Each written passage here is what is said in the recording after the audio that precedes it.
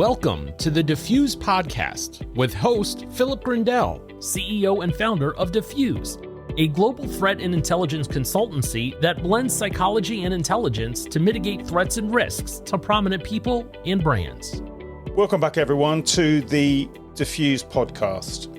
Yet again, we have another wonderful guest, and it's again a huge privilege of mine to introduce to you somebody who you may not be familiar with, but is a hugely important contributor to the subject of really keeping the world a safer place. So I'd like to introduce you to Mark Follman, who is a long-time investigative journalist.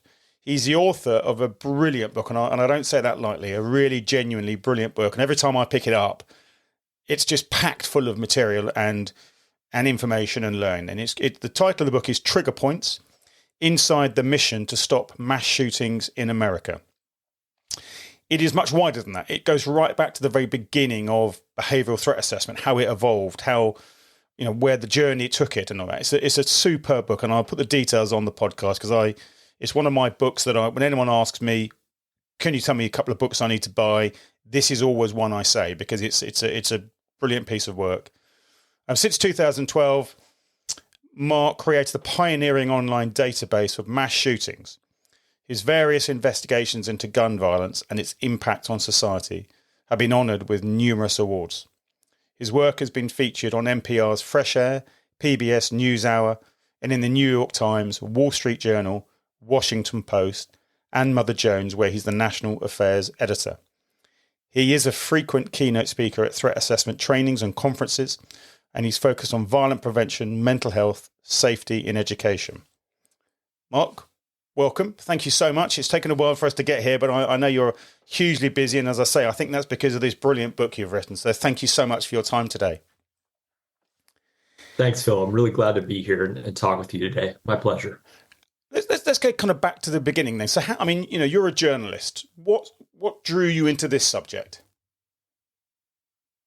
Yeah, well, I had covered gun violence for a number of years, starting in maybe the mid-2000s. And by 2012, there was really, there was something going on in America that was kind of feeling a bit next level with this problem of mass shootings. And in 2012, there was an attack at a movie theater in Colorado that July that at the time was unprecedented in its scope and location. It's a little bit hard to see it that way now, I think, for folks because of so much of this happening in the years since. But there were 70 people injured in that attack, 12 people killed, a person walking to a movie theater with firearms. And so after that event, I went looking for data online about the mass shootings phenomenon. It wasn't new. I mean, we'd had these kinds of attacks for many years in the States. And I was really startled to find that there was essentially nothing available publicly about this problem in terms of a database or analysis of cases. And that really surprised me. And there are a number of reasons why that was the situation. I think foremost because there's been a long time political chill in the United States on researching gun violence. It's also, I think, was a factor of the difficulty of defining the problem of mass shootings. There is no perfect definition or criteria for that. And that's kind of a whole other discussion we don't necessarily need to get into. But those were reasons why I think nothing existed at the time. So I made the decision in my newsroom at Mother Jones with a small team of folks to build a database. And we did that from that morning. And it started to get a lot of attention. There were more attacks that year, culminating in the Sandy Hook massacre in Connecticut. Just a horrific, unthinkable event at the time. 20 first graders murdered, teachers killed. And at that point, I was kind of off and running on full-time coverage of gun violence and mass shootings in particular. And I soon started to hear about this very obscure field of work called behavioral threat assessment. It was virtually unknown to the public in the United States at the time, 2012, 2013. I started looking into it and getting to know some of the folks in this field of work and starting to get access to them and the work that they do. And I was very fascinated by it. I thought, for starters, this is a really interesting approach to this problem. Had read a very small bit of coverage where the Attorney General at the time, Eric Holder, had told the National Police Chiefs Association at an annual meeting that the FBI had stopped more than 100 active shooter events in the year since Sandy Hook. Well, that really spun my head around. What does that mean, right? So again, remember, this was totally unknown to the public. It had never really been written about in the general interest press in the U.S. or I think anywhere. I remember Googling the term and finding really nothing. And so I began looking into it more and more and realized this was a new way to look at this problem, to talk about it publicly, to write about it as a journalist. I was very interested in learning more about it.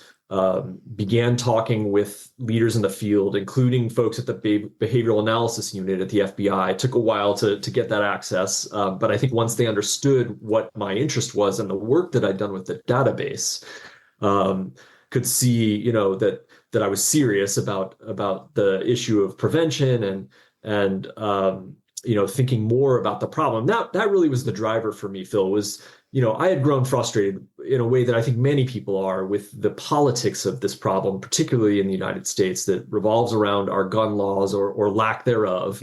A fierce, long-running political battle that's very stuck in some ways and has been for decades. And I was frustrated by that and felt like, as I studied the problem of mass shootings more and more, I felt that there had to be more that we could do about it. What more can we do to solve this problem? It can't just be about gun laws. I mean, that is obviously an essential part of the problem. But in studying and beginning to learn about the field of threat assessment, I could see, wait a minute, this is a potentially very powerful solution, additional tool. And that was also kind of coming together with my sense that we really need a broader based approach to this whole thing if we're going to deal with it. It's a complex issue.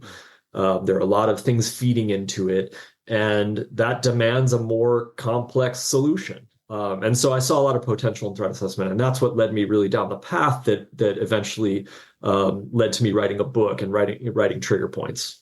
I think what's so interesting, reading your research and your book and reading other elements, is the number of attackers who are in custody. Some of them have been in custody for decades. And the amount of research that's been done with them in terms of their willingness to discuss. And I know that goes towards some of their desires for notoriety. But how important is that then to really unpick and understand the issue by talking to people who've actually done these offences? Yeah, I think that is a really interesting element of the sort of history of how this field was developed. And I really, for me, that was a particular joy in doing the research and writing the book, was learning about all that. It was really kind of a hidden history. Again, so much of this was not public. And the fact that this work was, essentially began with people thinking about trying to stop assassination, presidential assassination. It was a collaboration with the U.S. Secret Service and forensic psychologists going back to the early 1980s.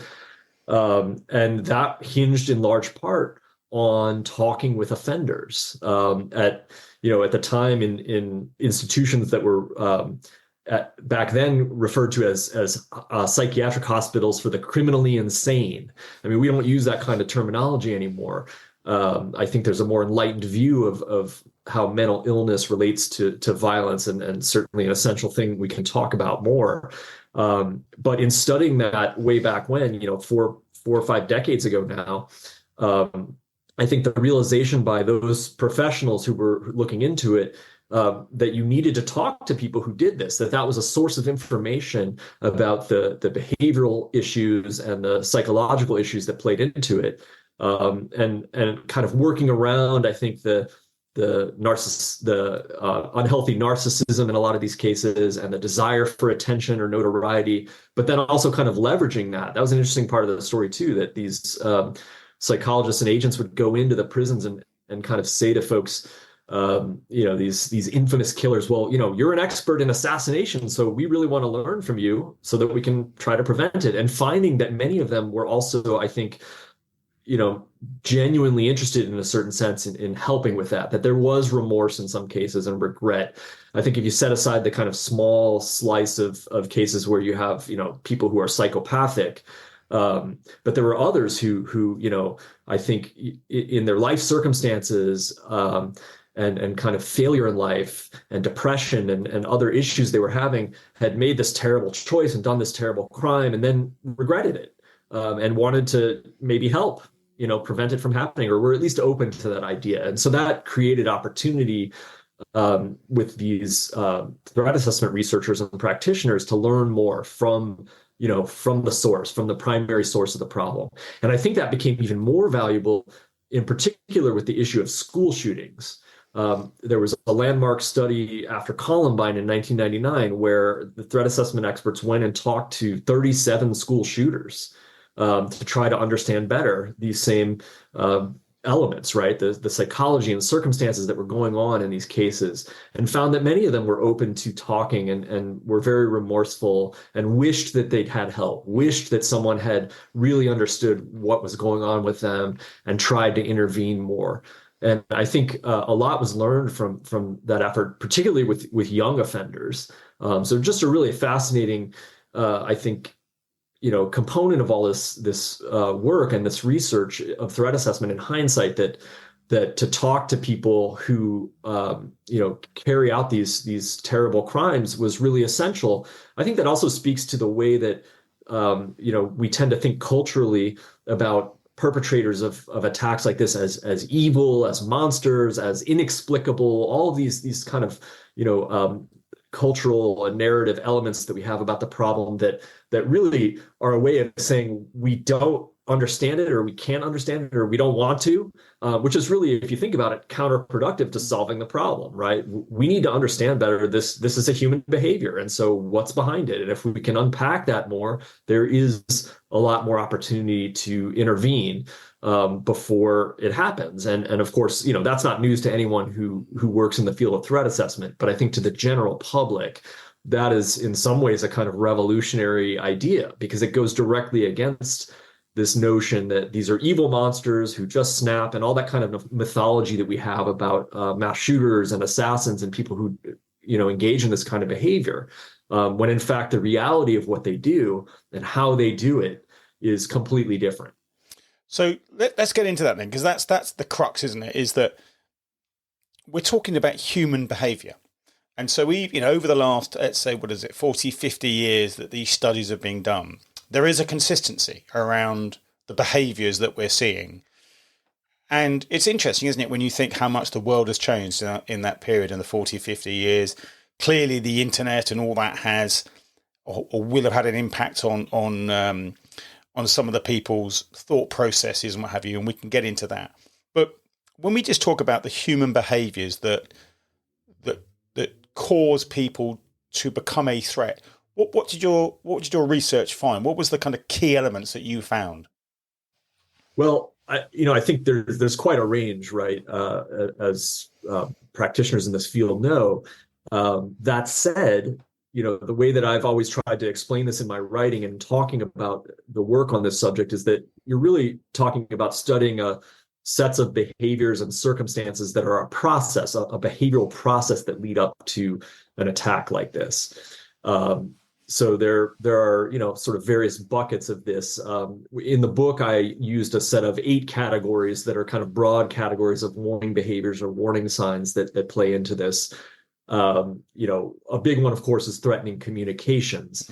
And within that, you have subsets and kind of an evolving picture of how this works. A lot of it, of course, now happens online, as you suggest, through digital communications. But there are other ways too, right? With writing, personal journals, with other forms of personal expression. There even are some cases where perpetrators have gotten tattoos that are signaling their intent.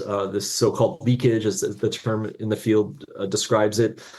So that's one area. There's what I call personal deterioration, which is talking about a person's, I think, life circumstances, but also personal and mental and behavioral health.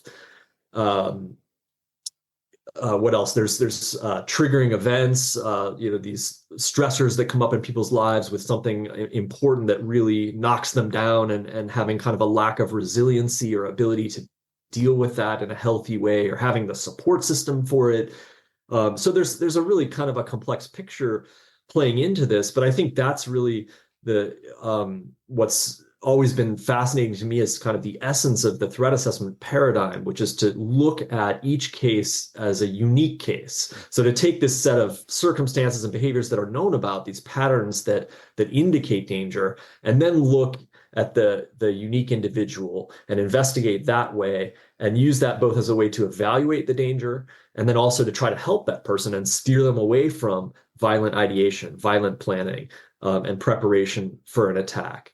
So there are a lot of things that play into it from my perspective, and yet they fall into what I think we can look at as a systematic set of things or a identifiable process, right?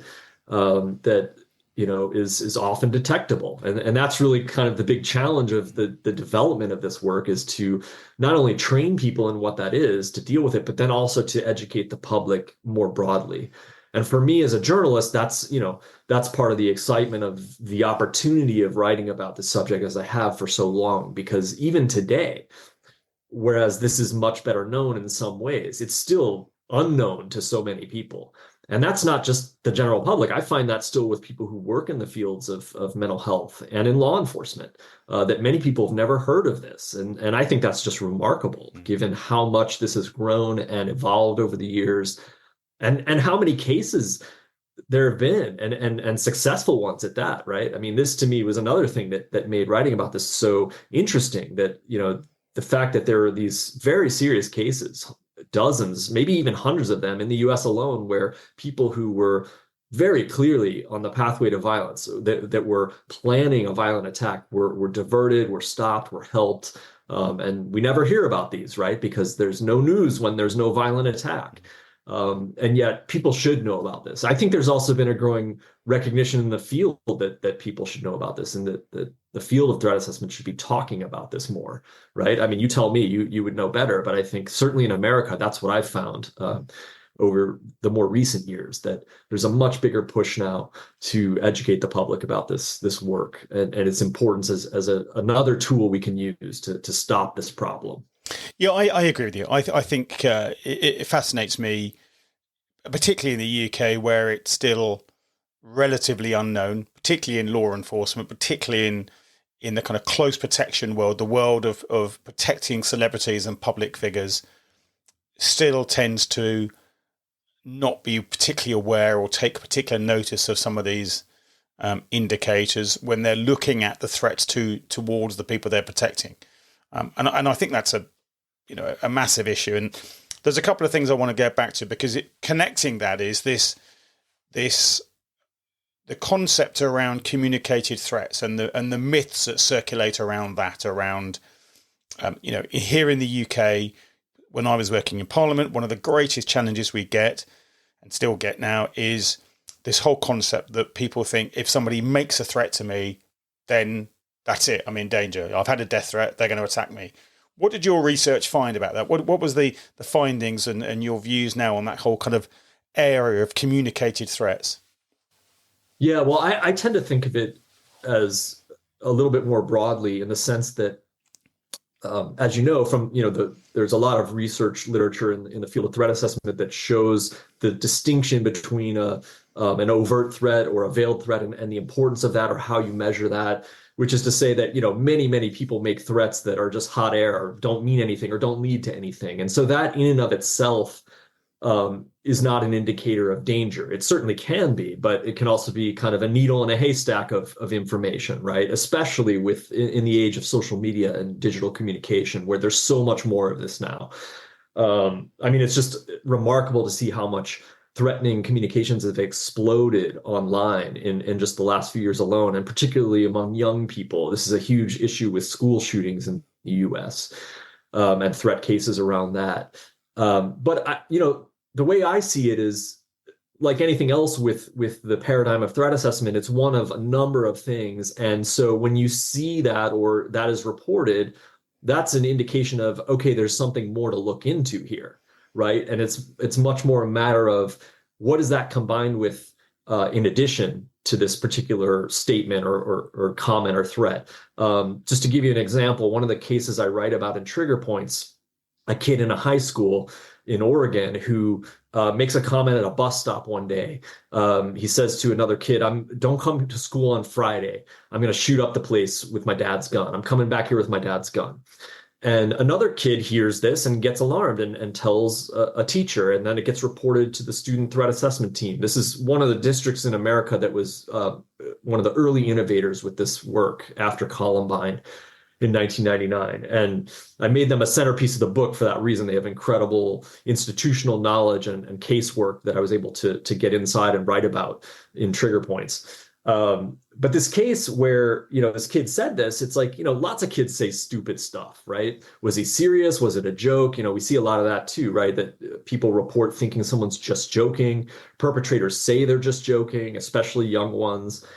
So when the team looked into this threatening communication, well, it turned out that this kid who I call Brandon in the book, it's not his real name, but he was on their radar, had been already for several years. They had a case file on him. He had made other comments about school shootings. They weren't as specific previously, but now he was being more specific about what he was going to do. And that was cause for alarm. That suggested planning behavior, right? And it was far more than that.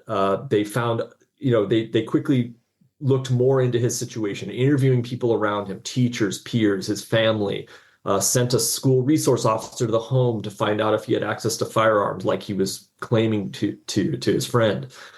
All this information gathered within probably 24, 48 hours. I remember sitting with the team at their weekly meeting where they're discussing the case, and they're looking at this broad range of information. So now you are so far beyond just the threat, just beyond the threatening communication, right? There were some issues of personal deterioration going on with Brandon. He had he dropped out of some classes. He recently quit a drama club that he was involved in that he really liked previously. That was concerning. There was reports of an event there where he'd suffered what he saw as a great humiliation in front of his peers. And his perception of that was really interesting because the peers and the teacher had thought it was nothing. So all of this information that the team's gathering is going into their process of evaluation. And this was a very concerning case because of what they were finding to be significant personal deterioration, signs of acute low self-esteem, possible suicidality, which, as you know, is a very important factor in threat assessment cases.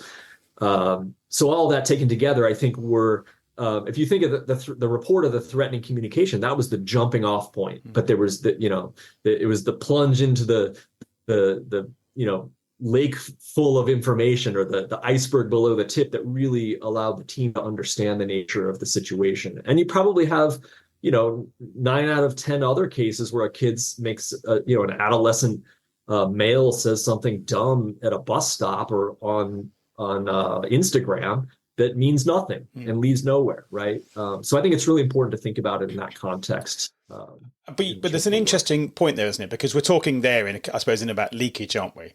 And thank God that the boys that were with him, or the children that were with him, reported it. They had that recognition that this is something I need to report. But we know that that's one of the biggest challenges is that there is underreporting of these issues in terms of, if we just take the school, the children, which I always find to be so unbelievably sad on lots of levels. Obviously, the families that are affected by those kids that go on and do things, but also that we have these children that find themselves that desperate that that's what they feel is the only way to behave. So what's is there an understanding or a piece of education around how we get people to report their concerns more often?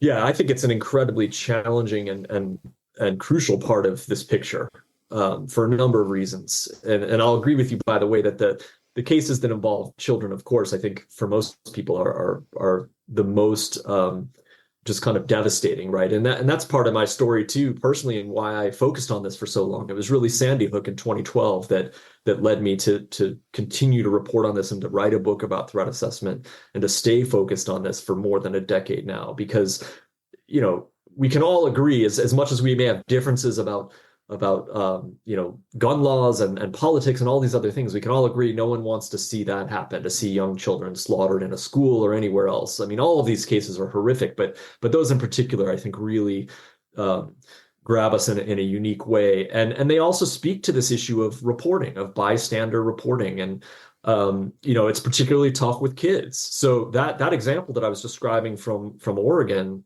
the high school kids speaking up with concern, that is an exception. Statistically, it happens a lot less than the possibility for it to happen.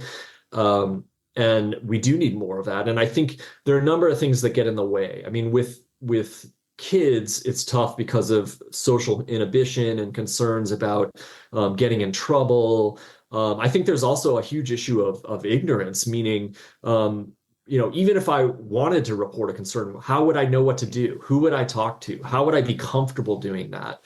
And this all goes to the question of educating the public, I think, about prevention work. One of the things about the Salem-Kaiser program in Oregon that I write about at length in the book is that they have done a really good job, in my view, over the years of creating a climate of safety and awareness, a culture of that within the school system, that they've really kind of done a good job of messaging the community that this isn't about snitching on people, and this isn't about, we're trying to like lock your kids up and throw away the key when they act poorly or kick them out of school.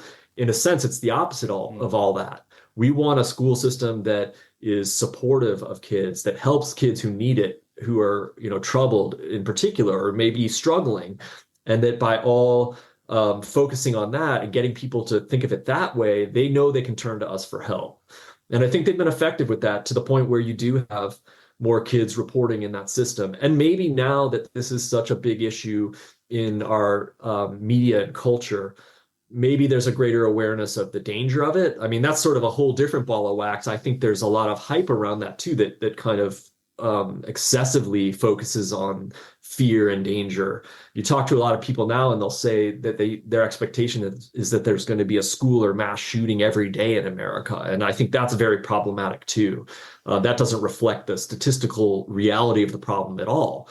So that is also a tension here too, right? Because you want people to be aware, you want them to speak up with concern, but you also don't want to create excessive fear and cause people to think that this is always happening all the time, that they need to worry about it. And we have so much of this reactive response in our policies now, with active shooter drills and target hardening and all this stuff that goes on in response to these attacks.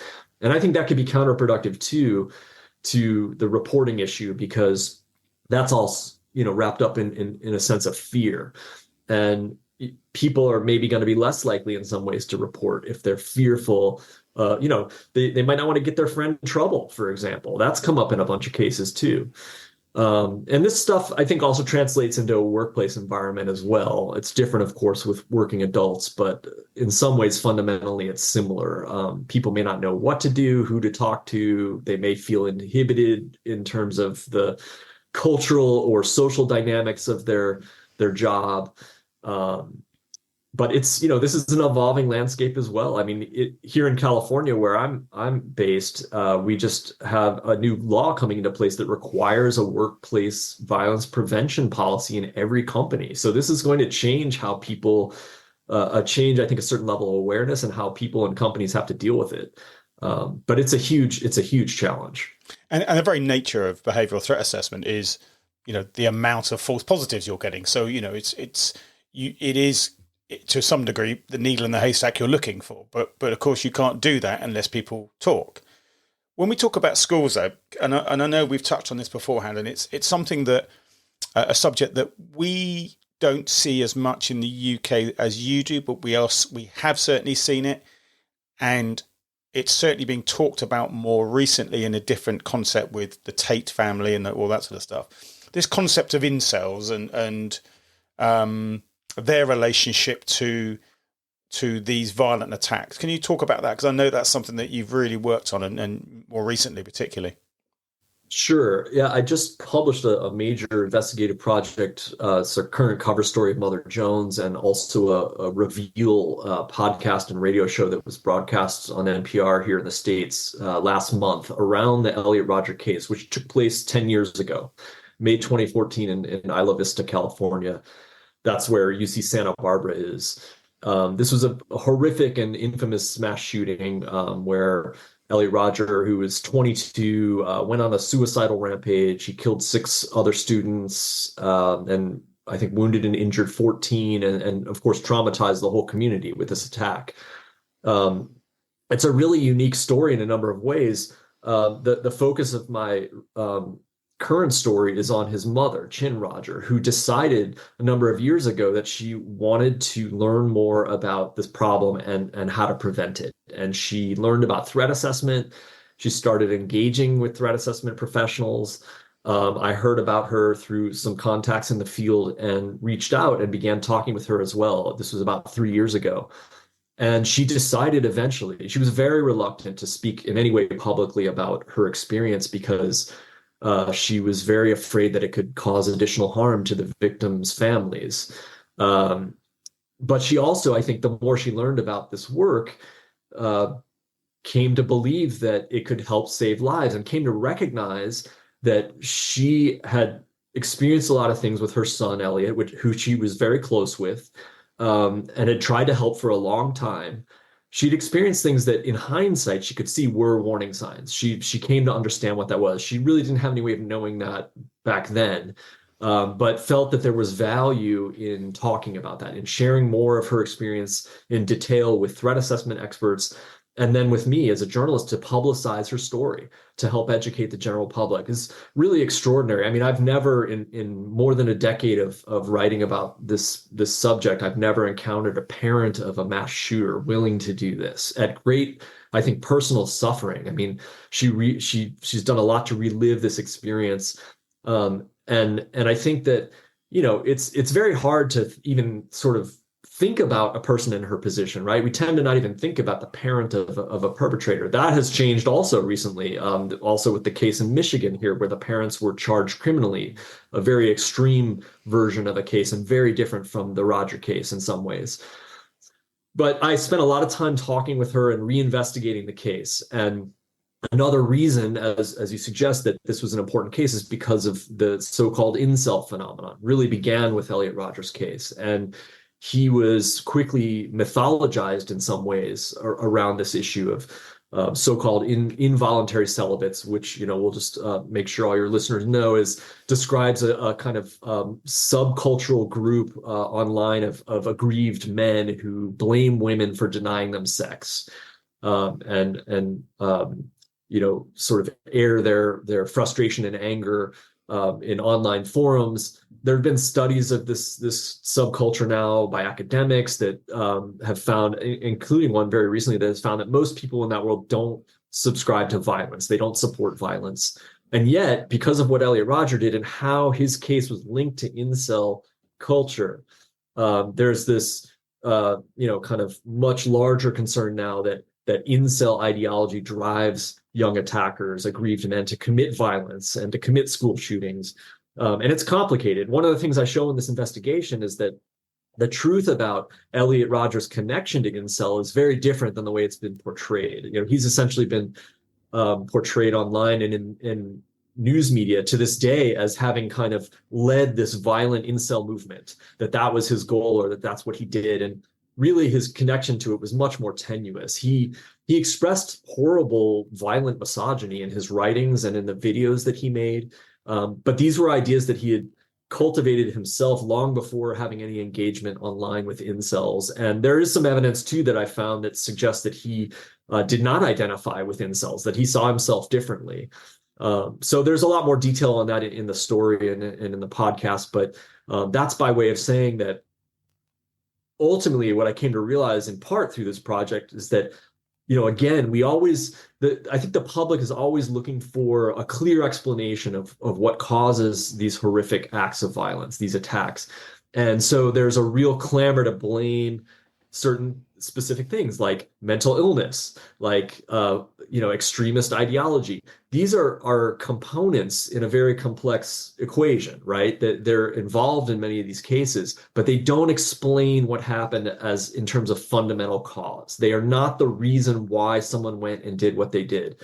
And that's a very big misconception that I think persists and gets in the way of thinking about prevention, because it sort of dismisses the nature of the problem in certain ways. If we say, oh, suddenly there's this incel ideology that's motivating all these school shooters, and that's why they're attacking schools, or misogyny, cultural misogyny, which is, a problem and is something that we may want to reject, but it doesn't explain this behavior in the way that I think people often want to suggest that it does. So what are we to think of a troubled person engaging in incel forums online, a high school kid? Well, that again may be a warning sign that correlates with someone's situation that has a whole lot of other stuff going on, and so it may bear looking into. But that doesn't mean that person is planning to commit a violent attack. We like to give people labels, don't we? It makes life easier for us if we can pigeonhole. He's an Islamist terrorist, he's a far right terrorist, he's an incel. We can compartmentalize people, and it allows us to, as you sort of say, kind of be comfortable with why they did it. They're not like us. They're these extreme cases. But I think what you're saying is that actually, if we dig deeper into these cases, whilst there may be some common ideological issues, actually we're talking about people that have got problems and have got challenges and have got lots of different things that are going on in their lives, and there is a deep frustration and sadness perhaps about them. What would you, when you picked up from Elliot's mum, I mean, what you mentioned there were things that she in hindsight thought about. What can you share what some of those might be? Sure. Well, one thing about his case that is somewhat exceptional. He was really, really skilled at hiding what he was thinking and what he was planning to do, hiding his innermost torment. I mean, he was a person who had a lot of issues, behavioral and mental health issues growing up. He was diagnosed with pervasive development disorder as a high schooler. His parents tried to get him all kinds of help, therapy, special education support, and social life coaching. They didn't understand the nature of his violent thinking when it started to develop, because he hid it very well. And I should say also his parents were divorced, so that complicated the equation too in terms of the family life. He was a young adult living off in the world. He'd gone away to community college in Santa Barbara, 80 miles away from where he grew up in LA. So this all created a very complicated situation, and I think his mother was in touch with him frequently. She told me that she, was always close with him and in close communication as she tried to help support him. But he was manipulative and duplicitous. There was some question about whether or not he was on the spectrum, and that that also became a problem of distortion in media coverage after the attack, because there was blame on autism in a way that is fundamentally wrong in the same way that we're discussing, issues of mental illness or ideological thinking.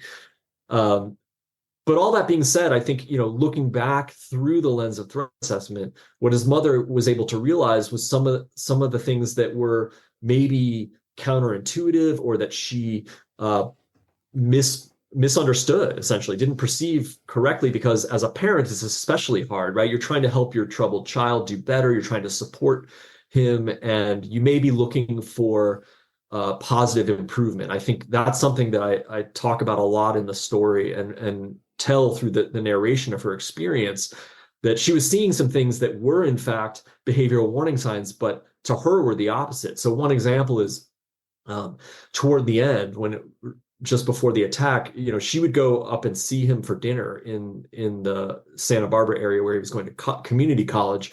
Essentially on a monthly basis, she would go up and have dinner with him. And at the last dinner that they had together, which was just a few days before the attack, he was very calm. He seemed to be doing better. He seemed happier to her. He was eating more than usual. She saw this as a healthy appetite, when in fact it was probably some form of binge eating, that he had essentially entered this state of preparation, of readiness for what he was going to do that she didn't know about. A term for this that some practitioners use is unexpected brightening, right? A kid who's been struggling a lot, but all of a sudden, starting to seem a lot better. Well, that as a parent, that's what she wanted to see. But that shift in behavior was meaningful and may have looked different to a threat assessment team had there been one. There was not one involved in the case. That said, she had also, she'd been very concerned about him. I mean, there was an incident well known around this case where about a month before the attack, he had dropped out of communication with her. And I tell this story in great detail too in the piece.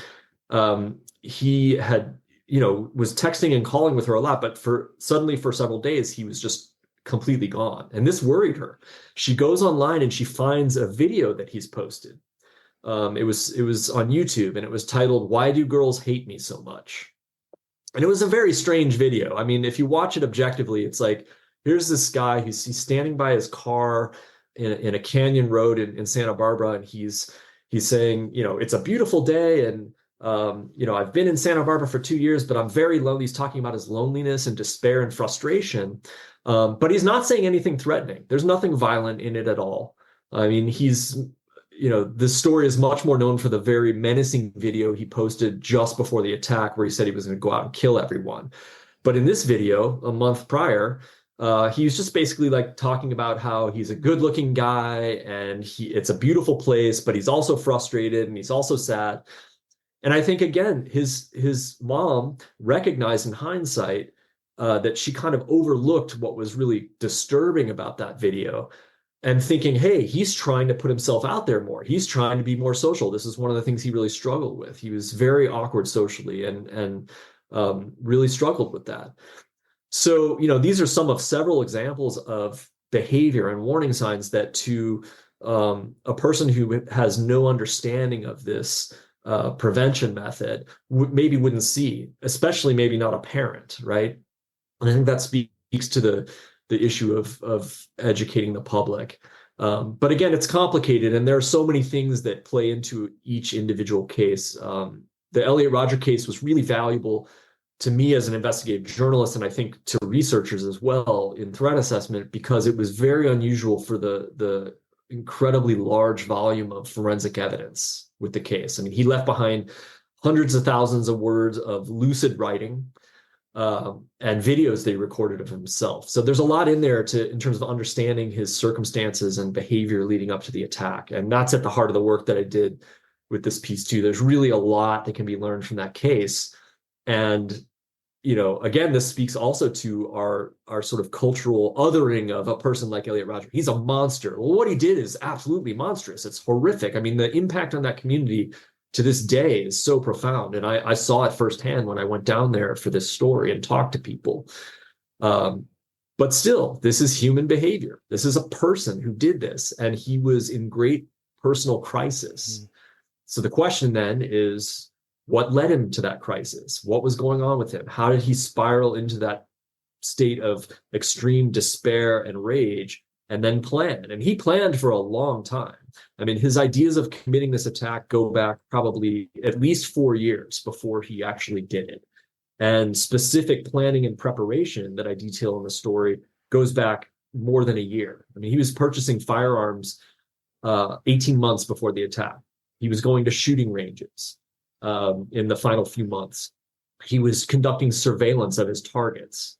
He was increasingly engaging in leakage with threatening communications, recording his grievances on video.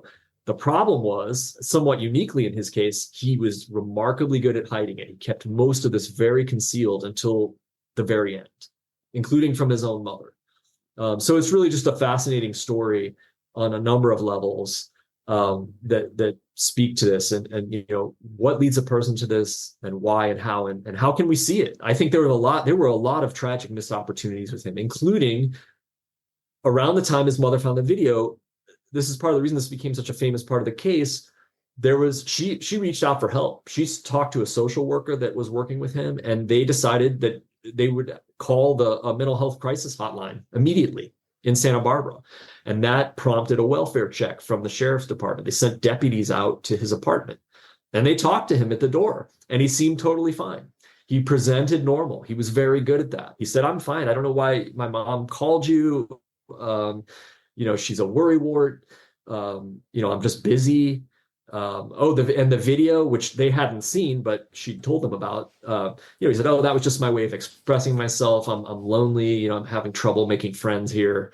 And they concluded he was fine and they left. And inside his apartment, he already had 3 handguns, hundreds of rounds of ammunition, hunting knives. I mean, he was ready. He was getting ready. And he even wrote about this later in his, what he called his autobiography. The media called it a manifesto, but it was really it was a 100,000-word book about his life. And it had a lot of grievance in it and horrible kind of, misogyny and his grandiose ideas about committing violence. But it was his life story. He was writing about his suffering and his plan. And in that, he said, oh, thank God they didn't, figure me out at the door. I would have had to, it would have ruined everything. So all of this, tells us, well, there was a lot of possibility to see this coming, had the right sets of eyes been looking at it. And I think there's tremendous value in studying those lessons in order to prevent other cases like this. It sounds, heartbreaking. I can't imagine, if we can kind of park what he did, and we can all agree what he did was horrendous. For his mother to have to reflect on those missed opportunities, on those signals that may be a cry for help, who knows, but were misinterpreted or what have you. It must be heartbreaking when you sit back and reflect, and particularly when your son or your child has catalogued all of that material. And as you're talking about it, I'm in the world of threat assessment, but I can absolutely see how those would be dismissed as just, a young guy in the social media age, communicating with the world about his feelings and what have you. And the story about him putting on weight again, which I was aware of again. I absolutely get how the mother would think that's a good sign. He's doing well. You wouldn't want to interrupt that what would be seen as a recovery. And I think it's so beautifully eloquent in the way that it really highlights the complex nature of threat assessment. I know that we often we often talk about the indicators and all this sort of stuff, but actually I think you've pointed out just how complex this is around actually getting to know the person and getting to know the family and understanding what's changed. What have you noticed? I think also a key principle of the work too, right? That no single person is positioned to figure this out. Yeah. Not the mother, not the psychologist, not the social worker. He had help. He had people around him trying to help him. He saw a therapist. He had a social worker. He had a life coach. There was a director running the life coaches. They were all talking to his mother. And they weren't sharing information entirely because they didn't know what they were seeing. They didn't know how to take it on. I mean, this speaks to the work of threat assessment, right? And how that collaborative, structured professional judgment comes into play to evaluate an incredibly complex situation like Elliot's or any other's person who commits an attack like this. And I think, one other thing I'll add here is that, and I say this in the piece about Elliot and his mom, and I say it also in trigger points, that really I came to view this in a certain fundamental way as thinking about the question, not so much of why someone does this, the question of motive, but the question of how they do it, right? That ultimately that may be more important. I mean, the question of why is important. It speaks to mindset, to psychology, motivation. Those are things that people want to know, but sometimes it's very hard to unpack, to untangle in a case like this. I mean, I think with Elliot Rodger, that may in some ways be an unanswerable question, but there are components of the case that I do think are fundamentally more important in the way that he behaved, the process he went through to get to the point of attacking, the how. And then also in terms of his condition, suicidality and isolation. I mean, those to me were fundamentally the most important, maybe more important than any kind of mental health diagnosis he did or didn't have of a mental illness or a behavioral disorder. He was suicidal for a long time. There was evidence of it, and he was increasingly isolating. And now, again, he was good at hiding it. He was deceptive in some ways that I detail in the story that I think are very interesting and important from a prevention perspective. But my sense is that many cases, many threat cases and completed attacks are lesser in this way, which suggests hope, right? I think it's a hopeful way to look at it, because most people aren't going to be as good at Elliot Rodger at hiding and manipulating in the ways that he did. He was a very intelligent person. I mean, you can see it in his writing. You can see it in the stories that his mother tells about his life. But, you know, that level of suicidality and isolation, I think that comes through in the story, the desperation, the rage, these are explainable conditions. This is not about extremist ideology or incel ideology. This is not about left or right politics. You know, I think it's a much more useful way to look at it, to ask the question, well, how did this person go down this pathway? How did they get to the point of attacking? And what were the signs that were missed? That's really what the story is all about. The why is a little bit less answerable in some ways, and may ultimately be secondary, in my view. And do you think then, you know, moving on from that point around, we're now in the age of social media and the internet and everything else, but my perception is we're often more isolated now than we've ever been. You know, the community sort of side has broken down. We touched earlier on when you and I were chatting beforehand around, you know, people going to work, they go into their booze, they put their headphones on.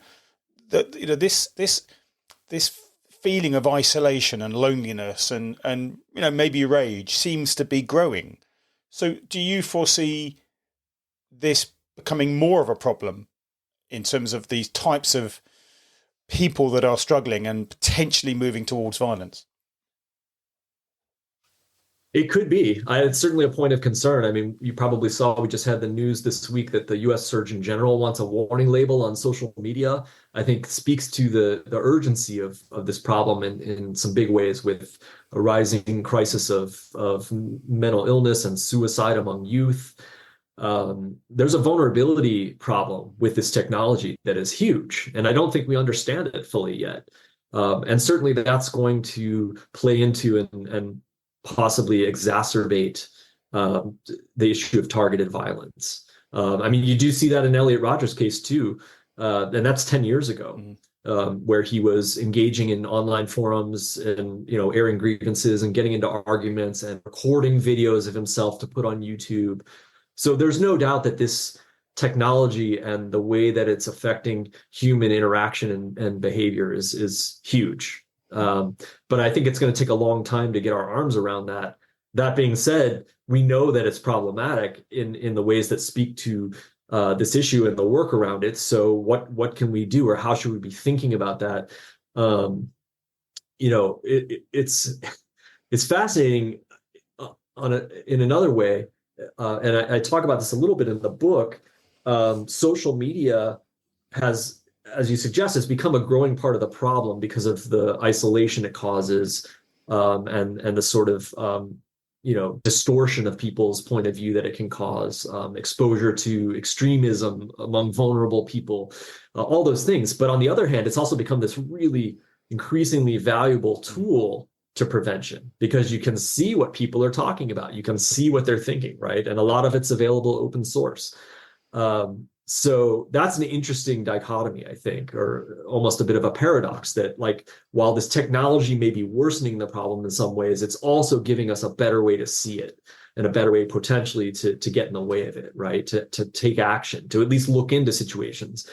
I mean, that's tricky too, because of issues of you know, surveillance and civil liberties and privacy. And there's a very strong impulse to say, oh, well, let's just, you know, monitor social media. I mean, you see that a lot with school threats and school shootings in America. A lot of school systems saying, well, we want to, you know, do this, like, you know, social media surveillance on kids. I think that's fundamentally opposed to the concept of threat assessment in some ways. It's not a dragnet approach to trying to identify dangerous people, but rather, when you have someone you're concerned about, now you can go and look at their activity online, and most of the time you're going to find useful information there, probably. So there's an interesting kind of paradox there. But I do think that the way that it's going to and has already negatively impacted the issue of social connection is really important, not just for kids, for adults too, in a workplace environment or otherwise. We're going to have to reckon with the way that technology has caused people to be more isolated, or maybe to choose to be more isolated. Maybe another way to think about this too is with the historically is with the blame on violent media, on video games and violent films. That's been around since Columbine, more than 2 decades ago, that, oh, these things cause people to commit violence. And of course, we know there's no evidence of that. That's a myth. I think probably the same is going to be true about social media. Social media isn't going to cause people to commit violence. The question then is, what is the correlation here? And I think it's going to be isolation, right? You have a history of, there are many, many cases where perpetrators self-isolate toward the end, playing video games, alone in their room for hours on end, playing violent video games. And that sort of led to, I think, misleading or misguided coverage in the media saying, oh, this is what drove the person to do this. They were playing first-person shooters and then they went and did it. That's not the reason. It's because they were alone and depressed and suicidal, and no one could help them, or no one was there for them to connect with. And I think we'll see more versions of that with people living in the virtual world and not having contact with people in their lives, in schools or in workplaces, or maybe with their own families. And this is important. This is the world we live in now. Do you find a connection there? Because I know that's been talked about, is this connection between the first person games, etc., and the concept of novel aggression. Well, I actually found this quite fascinating because I asked about this a fair amount when I was working on the book. What is the connection here with violent video games, for example? And so the concept of novel aggression being a person who's like testing their ability to kill, right? I've never seen any evidence or serious discussion of, a first person shooter game providing that, like someone, figuring out that they can go kill people because they played a video game. But that said, I do think there is a question of kind of more generally of like psychological preparation, rehearsal in that sense. Like, oh, if I've developed a plan that I'm going to go kill people, then, maybe I'll practice on this video game shooting, but that's not a practical version of practicing with a gun. I mean, that has nothing to do with firing a real gun. So it may be a behavior in some cases that is an indicator. Again, right? It correlates in that way, I think, that, okay, if a person's becoming really fixated on playing violent video games, maybe that's important in a case where we're concerned about someone for some other troubling behaviors, but I'd be far more interested in knowing, are they going to a shooting range? Mm-hmm. Elliot Rodger was not playing first-person shooter games. And in fact, his roommates were, and he hated it. They were noisy and he complained about it. And I think it contributed to his sense of alienation and isolation. Maybe that's a bit of an irony in his case. Had nothing to do with violent video games, but he was going to a gun range in Oxnard and firing hundreds of rounds of ammunition. So this is a great example, in my view, of how in the kind of general public and cultural discussion of the problem of mass shootings and targeted violence, there's a real tendency to try to explain it in simple terms like this. Oh, it's the violent culture. Oh, it's all misogyny or male aggression. Why is it that all mass shooters are men or boys? In fact, we know, there are some women who do this. It's rare. Those are interesting cultural questions, but I think people are often looking to ascribe meaning to them that isn't there. It doesn't exist. When you really look at the nature of this problem practically and forensically, it's not there. It doesn't mean that it's irrelevant, but it doesn't tell us anything, I think, meaningful about how to stop it. No, it's just another behavior, isn't it? And I think you're right. I think again, I go back to, we try and kind of create hooks that we can put things on to make it easy for ourselves to understand and maybe even justify. But actually, if somebody is locking themselves away playing video games for hours on end, why? That's the key. Is it because they're lonely? Is it all this sort of, and actually, who are they playing with? What are the conversations? What are the engagements? It's not just something you can say, oh yeah, tick a box. He's playing violent video games. That's one of those indicators. And I think, throughout this talk, it's been enlightening, I think. And I think you've made the point brilliantly around A, it's a very complex subject. B, there is no magic wand that can point to someone and say, that's a person who's going to do something. And it is about really deeply understanding the problems that people are having, and the isolation and the suicide ideation is obviously those are clearly worrying aspects in anybody who's locked away feeling suicidal. But I think what you've done is really articulate well that whilst they're all fascinating, these stories, but actually there's a common denominator about human suffering and troubled people, and actually that's the issue we need to deal with, because that's where the violence emanates from at some point. It doesn't mean because you've got these issues you're going to become violent or you're going to ever do anything like that. But there are some commonalities in people that are, have a grievance, they're angry, they're rage, and people are, maybe missing those signs, or maybe ignoring them, or maybe not seeing them as relevant. So actually, rather than getting really technical about some of this stuff and making it into this hugely technical forensic science project, actually it's about human contact and human behavior and listening and noticing and actually engaging with people and saying, listen, I've noticed you've been locked away, or I've noticed you've done this. And, maybe we need to make it much more simple in terms of engaging with each other more and actually recognizing some of the challenges that people are going through in this age of the internet and social media, where I think we are much more isolated. I think people can perceive they've got lots and lots of friends and they've got a community, but actually it's all a myth. It's all they're not real. They're not people that, are going to turn up if you're in trouble and help you. So I like to think of behavioral threat assessment and management as this concept of human engagement. And that's how we're going to identify problem people. That's how we're going to help people that are struggling. That's how we're going to actually stop, the grievances that people have got by having those conversations. But I think your book is absolutely superb. I'm looking forward to reading the piece on Elliot's mother. But I certainly, this is a book that I think is a huge contribution to the subject, because it goes through so many cases. And I was talking to my wife earlier on around, going right back to Robert Fine and how he started with this. And, Robert was my mentor. I spent a few days with Robert, and he's a wonderfully humble man. But I think it's a really important book. Thank you so much for coming on and talking about it, Mark, because I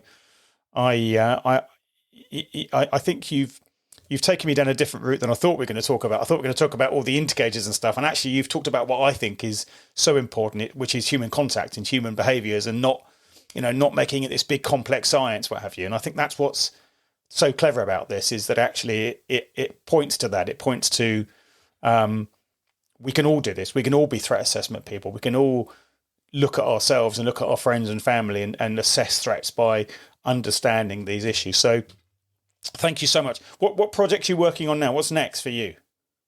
Well, I have some more things in the pipeline. Certainly in this terrain, I'm kind of this project was really a deeply invested one, and so I'm a little bit in a reset mode right now. But I will have more, so I don't have too much specific to say at the moment. But it's one of the things that's really kept me so interested in this subject, this method of violence prevention. It's just such rich territory, and I have a deep appreciation for the work that you all do in this field. Because I do think it's fundamentally hopeful. I mean, this is such a grim problem and grim subject matter in so many ways. And yet there are a lot of people who are very dedicated to doing this work, who are, super intelligent, empathetic, caring people. And I think, that's fascinated me and drawn me in a way that I think makes it a very worthy story. And there's a lot more to tell about it. So I will continue to report and research on this topic, because I do see a lot of hope in it. Fundamentally, it's hopeful. I mean, we may not be able to stop all violence in the world. This is a condition of human civilization, right?